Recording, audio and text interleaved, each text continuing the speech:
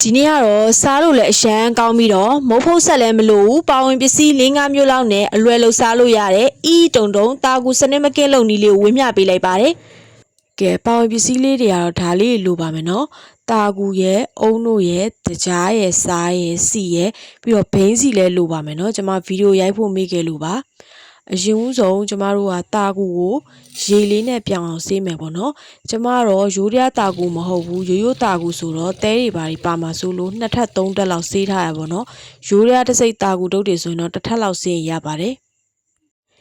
ကဲပြီးရင်တော့ဘိန်းစီလေးသွားလှော်ပါမယ်ဘိန်းစီကိုလှော်တဲ့ခါကျရင်မီးကိုအနည်းဆုံးလျှော့လှော်ပါနော်ဘိန်းစီလေးတွေကအယောင်လေးနည်းနည်းလေးရင့်လာသည်ထိလှော်ပါမယ်ရောင်လေးရင့်လာရင်ခွက်ထဲပြန်ထည့်ထားပါမယ်နော်ကဲပြီးရင်တော့မီးကိုလုံးဝမဖွင့်သေးပဲနဲ့ဆွမ်းနာတော့တာကူလေးထည့်လိုက်ပါမယ်နော်တကြားကတော့ထမင်းစားဆုံး9စွန်းစာလောက်ရှိပါတယ်ဒါဆိုရင်ပုံမှန်အချိုလောက်ပဲရှိပါတယ်စားလေးနည်းငယ်ထည့်ပါမယ်နော်ပြီးရင်အုံတို့ထည့်ပါမယ်အုံတို့ကတော့ကျွန်မစံချိန်ခွက်တစ်ခွက်လောက်သုံးတယ်ပေါ့နော်တကယ်လို့ကိုကနည်းနည်းလေးပို့ပြီးတော့အုံတို့နဲ့တင်းတင်းလေးပို့စားခြင်းပို့ထည့်နိုင်ပါတယ်ကျွန်မတို့လူကြီးတွေပါစားမှာမလို့ရှော့ထည့်ထားတာပါနော်ကဲဒီအုံတို့တွေတကြားတွေစားတွေနဲ့အကုန်လုံးနှမ်းဆက်သမနေအောင်မှွေထားပေးပါမယ်နော်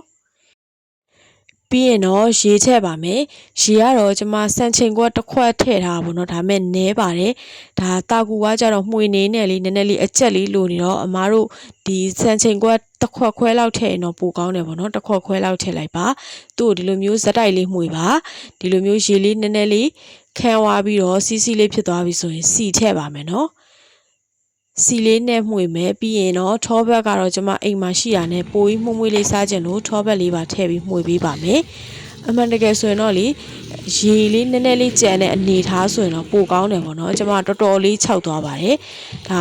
မှွေနေနဲ့တော်တော်လေးလုံးလုံးထွေးထွေးဖြစ်သွားတော့ဒီလိုမျိုးပုံဖော်တဲ့နေရာမှာနည်းနည်းလေးလိုသွားရပါတော့တိတ်မလှအောင်ဖြစ်သွားရေလေးနည်းနည်းကြံရင်တော့ဒီလိုနေရာလေးမှာပို့ပြီးတော့ပုံဖော်လို့ကောင်းတာပေါ့နော်ကဲဒီလိုလေးပြပြလေးပုံဖော်ပြီးရင်တော့အပွားနေပြီးတော့ဘိန်းစီလေးတွေကျဲထားပေးလိုက်ပဲနော်ဘိန်းစီကတော့မြများလေးစားကျင်တဲ့အတွက်မြများလေးပွားနေကျဲလိုက်ပါတယ်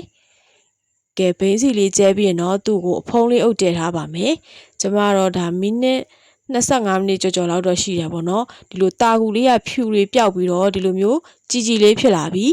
အောက်ကလည်းဒီလိုဂျိုးလေးကတ်သွားတဲ့အနေထားဆိုရင်တော့ကျွန်မစီတုပ်ထားတဲ့ဘန်းတွေကိုလောင်းချက်ပေးလိုက်ပါမယ်ကဲခဏလောက်အေးခံထားပြီးဆိုရင်တော့ကိုယ်စိတ်ကြအနေတော်လေးပိုင်းဖြတ်ကသုံးဆောင်နိုင်ပါပြီအီးတုံတုံလေးနဲ့အရန်လဲစားလို့ကောင်းပြီးတော့ပြုလုပ်ရတယ်လွယ်တာမလို့ဒီလိုလေးလှူစားကြည့်ပါနော်ကြည့်ရှုသူတွေအားလုံးကျေးဇူးတင်ပါတယ်ရှင်နောက်နေ့လည်းနောက်ထပ်ဗီဒီယိုနဲ့တူပြန်လာခဲ့ပါမယ်နော်